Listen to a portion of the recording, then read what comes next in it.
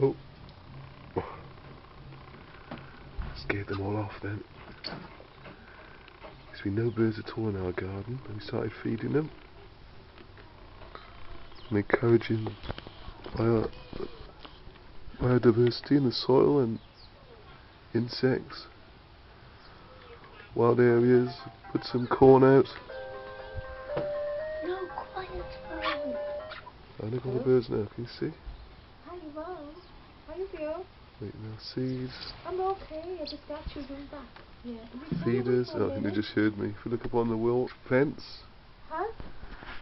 see the bird balls I make? They love.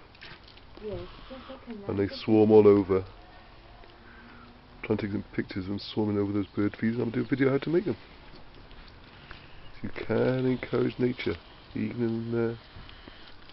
in a busy area like this.